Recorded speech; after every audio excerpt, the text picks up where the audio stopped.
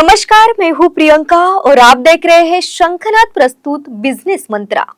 Business मंत्रा एक ऐसा मंच जहां हम मिलते हैं उन लोगों से जिन्होंने अपने क्षेत्र में एक नया मुकाम हासिल किया है और दूसरों के लिए प्रेरणा बने हैं। आज हमारे साथ मौजूद हैं आशुतोष दिवेचा जी, जो ऑरेंज सिटी ग्लास एसोसिएशन के अध्यक्ष है, और साथ ही में है पंकज मस्के जी, जो कि प्रशांत मार्केटिंग के प्रोप्राइटर है। आशुतोष जी कई वर्षों से ग्लास इंडस्ट्री से जुड़े हुए हैं। इस क्षेत्र में अपनी उन्होंने अलग पहचान बनाई है। उनके नेतृत्व में ऑरेंज सिटी ग्लास एसोसिएशन ने कई व्यापारिक और सामाजिक समस्याओं का समाधान खोजा है।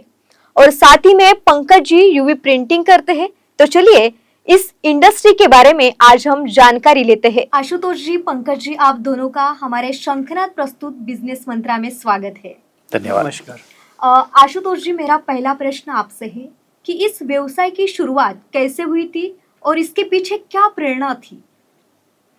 मैं ग्लास इंडस्ट्री में तीसरी पीढ़ी हूँ। अच्छा।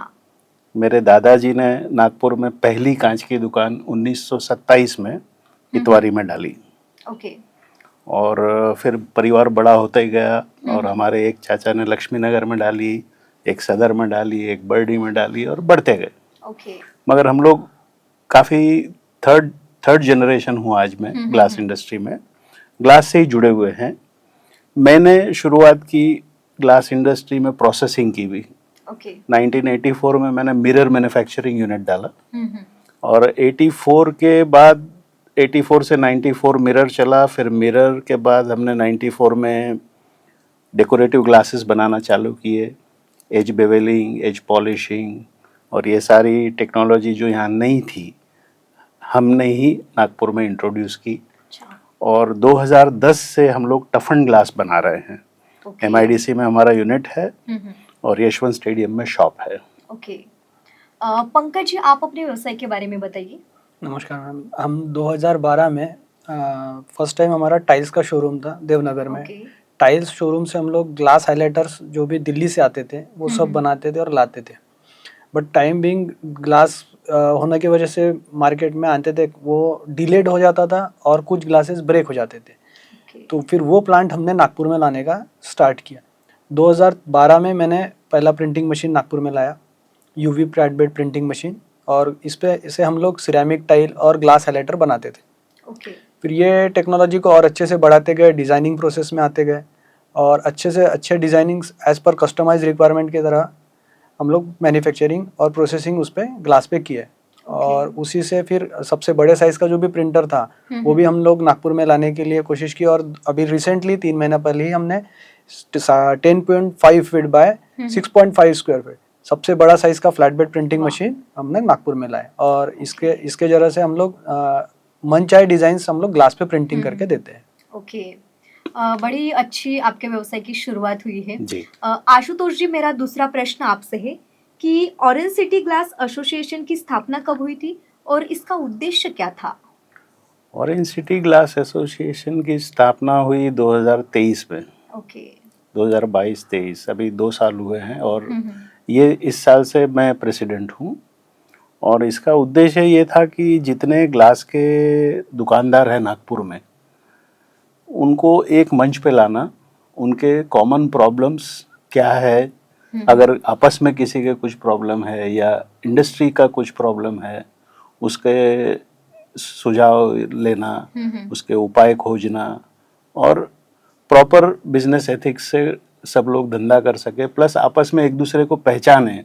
Okay. You know, social as well as business and उस तरीके से तो कॉमन प्रॉब्लम्स सॉल्व अच्छे से हो जाते हैं जब सब इकट्ठे रहते हैं। जी। मतलब एकता में जो शक्ति होती है वो करेक्ट किसी में नहीं होती। करेक्ट। ओके। पंकज जी, आप बताइए कि इस एसोसिएशन के तहत कितने सदस्य और कितनी कंपनियां आज जुड़ी हुई है? शुरुआत में काफ़ी छोटे व्यापारी बड़े व्यापारियों से स्टार्ट हुआ, बट अभी बढ़ते बढ़ते लगभग हमारे पास 85 मेंबर्स है, जिसमें से 4 प्रोसेसिंग प्लांट वाले भी हैं। ओके। और इस तरह से हम लोग सारे लोग मिलके और भी एसोसिएशन में मैक्सिमम दुकान वालों को लाने की, ग्लास रिलेटेड दुकान वालों को लाने की कोशिश कर रहे हैं। ओके। सर आप बताइए कि इस इंडस्ट्री में मुख्यतः कौन कौन से प्रकार के उत्पाद और सेवाएं आती है? ग्लास इंडस्ट्री हमारी जो है ये flat glass sheets, not crockery, okay. पानी पीने का ग्लास, बॉटल्स, ये नहीं, केवल फ्लैट ग्लास शीट जो कि table top, partition, door, window सब जगह यूज होता है। ओके। थोड़ा विस्तृत में बताएंगे इसके बारे में? विस्तृत में ग्लास के बारे में मैं बताऊं तो एक जमाना था जब इंडिया में शीट ग्लास बिकता था। ओके। शीट ग्लास यानी जो ग्लास बनाते टाइम जो रोलर से प्रेस होके बनता है, तो रोलर से प्रेस होके कांच बनता था, तो रोलर्स के उस पे मार्क्स आते थे जिसको हम लहर कहते हैं। जी। तो लहर ग्लास में से बराबर दिखता नहीं, ऑप्टिकल उसकी क्लैरिटी अच्छी नहीं है। मिरर अगर उस पे बनाया तो चेहरा आड़ा टेढ़ा दिखेगा। तो इसलिए लोग पहले के जमाने में, अगर आपको मालूम होगा, तो लोग बोलते थे हमको बेल्जियम का मिरर होना। तो बेल्जियम का मिरर क्यों होना? क्योंकि वो ग्लास अलग था। अब हिंदुस्तान में ही फ्लोट ग्लास बनना शुरू हो गया है। शीट ग्लास अब बंद हो गया है। फ्लोट ग्लास का मतलब ये है कि जब ग्लास बनता है तो मोल्टन ग्लास को फ्लोट किया जाता है एक मोल्टन मेटल के ऊपर। मोल्टन मेटल का जो लेवल है उससे अच्छा लेवल दुनिया में कोई हो ही नहीं सकता। उसके ऊपर वो चलता है और सॉलिडिफाई होता है। वो ग्लास का लेवल एकदम बेस्ट, परफेक्ट। कोई भी लिक्विड अगर आप स्थिर लिक्विड है तो that is the best level. तो उसके ऊपर ग्लास फ्लोट होके बनता है, तो उसको जरा भी उसमें रहती है 1% रहती है, मगर लेमैन के लिए it is a very clear glass. अब इंडिया में फ्लोट ग्लास प्रोडक्शंस होते हैं, उसमें क्लियर ग्लास मिलता है, टिंटेड ग्लास मिलता है, कलर्ड। टिंटेड का मतलब colour, bronze tinted, grey tinted. Mirrors बनते हैं उस पर कोटिंग करके। मिरर का प्रोडक्शन भी अब फुल्ली ऑटोमेटिक हो गया है, एनवायरनमेंट फ्रेंडली हो गया है। तो प्रोडक्ट्स काफी बढ़ गए हैं अब। और ये हो गया रो ग्लास की बात। बाद में उसी ग्लास को प्रोसेस करके टफनिंग होता है, लेमिनेशन होता है, double glaze unit, DGU units बनते हैं जो कि थर्मल इंसुलेशन देते हैं। काफी वास्ट रेंज हो गई है अब। ओके। मतलब इसके उत्पाद और इसकी सेवाएं यहाँ तक आती है। जी। ओके पंकज जी, आपसे मेरा प्रश्न है कि काम करने की प्रक्रिया इसमें कैसे होती है, जैसे रॉ मटेरियल से लेकर इंस्टॉलेशन तक, क्या बताना चाहेंगे आप? जैसे इंडिया में अभी जैसा सर ने बताया कि ग्लास मैन्युफैक्चरिंग स्टार्ट हो गया, तो जो भी बड़ी कंपनियां हैं उनसे जो भी रॉ ग्लास बनते हैं वो यहाँ के डिस्ट्रीब्यूटर्स के पास आते हैं या प्रोसेसर्स के पास आते हैं। तो उनसे फिर बाकी छोटे रिटेलर्स परचेस करते हैं और ये ट्रक लोड से मटेरियल आता है। तो वो फिर अपने दुकानों में, शॉप में स्टोर करके फिर उसका कटिंग, पॉलिशिंग, होल कटआउट्स और काफ़ी कई जगह पे फिर अगर टफन की रिक्वायरमेंट है, टफन ग्लासेस की, तो फिर प्रोसेसर से हम लोग लेते हैं और इसी ग्लास के ऊपर फिर हम लोग अलग अलग तरह से यूज़ करते हैं। तो ये इसमें भी एक टेक्नोलॉजी जब मैंने बताई प्रिंटिंग वाली, तो ग्लास के ऊपर प्रिंटिंग करना है तो यूवी प्रिंटिंग करते हैं। कलर्ड ग्लासेस चाहिए तो 2000 से ज़्यादा कलर के ग्लासेस हम लोग यहाँ पे बना के दे सकते हैं, जिसका स्टॉक करने की जरूरत नहीं पड़ती। तो अलग अलग जगह अलग अलग रिक्वायरमेंट के हिसाब से डिजाइनर ग्लासेस और रेगुलर ग्लासेस हम लोग यूज़ करते हैं एज पर कस्टमर रिक्वायरमेंट से। जैसे आपने यूवी प्रिंटिंग का नाम लिया, तो ये यूवी प्रिंटिंग क्या है, आप क्या बताना चाहेंगे? मतलब ये कैसे उसका काम होता है, किस तरीके से होता है? ये यूवी प्रिंटिंग एक नया है, तो उसके बारे में आप बताइए। यूवी प्रिंटिंग के बारे में बताओ तो जैसा लॉन्ग लास्टिंग प्रिंटिंग चाहिए, ग्लास के ऊपर कोई भी चीज़ आसानी से चिपकती नहीं। अगर उस पर चिपकाने का है तो और उसकी लाइफ अच्छी मिलनी चाहिए, तो ये चीज़ को सेटिस्फाइड करती है यूवी प्रिंटिंग टेक्नोलॉजी, जो इको फ्रेंडली टेक्नोलॉजी है। और आपके मनचाहे डिज़ाइंस हम लोग उस पर प्रिंट करके दे सकते हैं, जैसी भी आपकी रिक्वायरमेंट है। शॉप में लोगो, घर के लिए नेम प्लेट, पार्टीशन में नई डिज़ाइंस, मंदिरों में भगवान के पिक्चर्स, ये सब प्रिंटिंग टेक्नोलॉजी से हम लोग सेटिस्फाइड करते हैं। इससे glass, acrylic, MDF, ceramic tile, हर फ्लैट मटेरियल के ऊपर हम लोग प्रिंटिंग कर सकते हैं as per requirement, architectural designers के हिसाब से, या नेट से कोई भी इंटरनेट से डिजाइन निकाल के उस पर हम लोग प्रिंटिंग कर सकते हैं। और काफ़ी अच्छी लाइफ उसमें मिल रही है। अच्छा, बड़ी अच्छी जानकारी यूवी प्रिंटिंग के बारे में आपने हमारे दर्शकों को दी है। सर आपसे मेरा प्रश्न है कि ग्लास के क्षेत्र में कौन कौन सी तकनीकी या ट्रेंड्स अभी तक चल रहे हैं? अभी टफन ग्लास का यूज काफी बढ़ रहा है। ओके। एक जमाना था जब ग्लास फैक्ट्री से बन के दुकानदार के पास आया, हम्म, कस्टमर आया, काटा और बेच दिया और विंडो में लग गया। ओके। ये पुराना जमाना था। हम्म, अब टफन ग्लास का यूज इतना बढ़ गया है और टफन ग्लास एक्चुअली मॉड्यूलर है। जी। मॉड्यूलर इन द सेंस, पुराने जमाने में अगर आपको ग्लास लगाना है तो आपको फ्रेमिंग करनी पड़ती, बहुत कुछ करना पड़ता। अभी ऐसा हो गया है कि 4 कॉर्नर में 4 कनेक्टर लगा दिए खाली और ग्लास डाल के कनेक्टर में टाइट कर जी, दिए, जी। तो आपको फ्रेमिंग नहीं करनी, कुछ नहीं करना, फ्रेमलेस ग्लेजिंग हो जाती है। दूसरा एडवांटेज ये है कि टफन ग्लास की टेंसाइल स्ट्रेंथ नॉर्मल ग्लास से 4 गुनी रहती है। ओके। नॉर्मल ग्लास की स्ट्रेंथ मैं ऐसे अगर बोलूंगा कि अगर 1 रुपया है तो टफन ग्लास की स्ट्रेंथ 4 रुपया है, अच्छा। उतना फर्क है।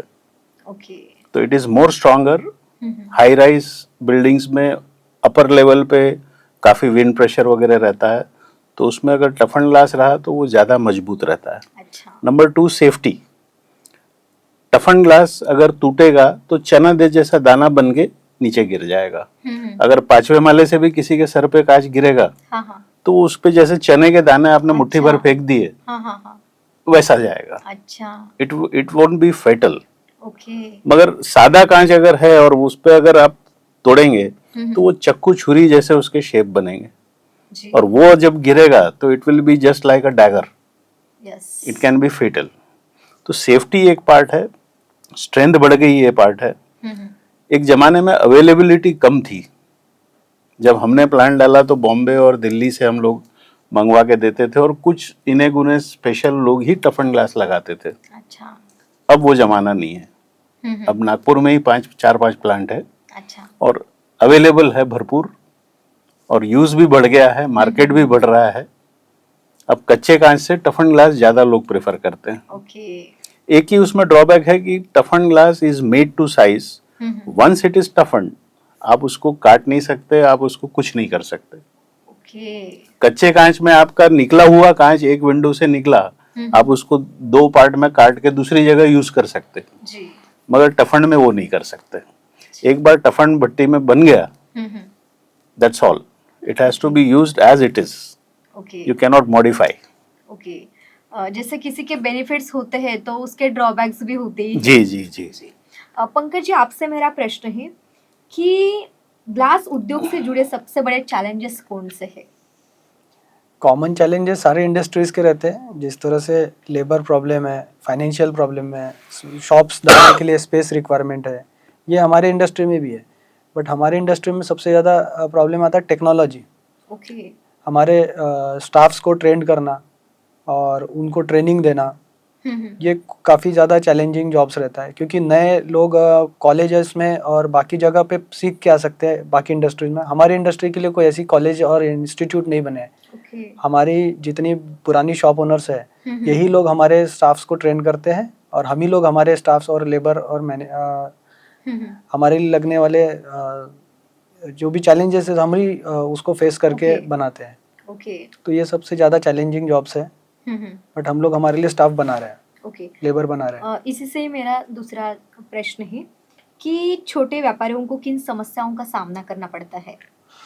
छोटे व्यापारियों को अगर इस इंडस्ट्री में आने का है तो मार्केट में स्पेस, शॉप्स डालने की है तो स्पेस चाहिए, टेक्नोलॉजी चाहिए, उतनी ट्रेनिंग चाहिए, और जो भी लेटेस्ट टेक्नोलॉजी चल रही है उसका उन्हें नॉलेज चाहिए। ये सारे नॉलेज कॉलेजेस में तो मिलते नहीं है। तो फिर उन्हें हमारे जो भी सीनियर शॉप ओनर्स है उन्हीं के पास में जाके ट्रेनिंग लेके या उन्हीं से कुछ चीज़ें सीख के, ये सब चीज़ें मैन्युफैक्चरिंग यूनिट में हो गया या प्रोसेसिंग में या फैब्रिकेशन में, ये इंडस्ट्री में आना पड़ेगा। ओके। ओके। मेरा लास्ट प्रश्न है कि आज के हमारे तरुणाई को, नए उद्यमियों को इस क्षेत्र में आने के लिए आप क्या संदेश देना चाहेंगे? संदेश मेरा तो ये रहेगा कि अनुभव से ही आदमी सीखता है। जी। तो जो भी करना है पहले उस पर अच्छे से अनुभव लो, उसको अपनी कैपेबिलिटी बनाओ उसके लिए, और लगे रहो, जी सक्सेस जरूर मिलता है। जी। बड़ा अच्छा संदेश आपने हमारे दर्शकों को, हमारे तरुणाइयों को आपने दिया जी। है। आप दोनों शंखनाद प्रस्तुत बिजनेस मंत्रा इस कार्यक्रम में आए, आप दोनों का बहुत बहुत आभार। नमस्कार। आज के लिए बस इतना ही, फिर मिलेंगे एक नए विषय के साथ। नमस्कार।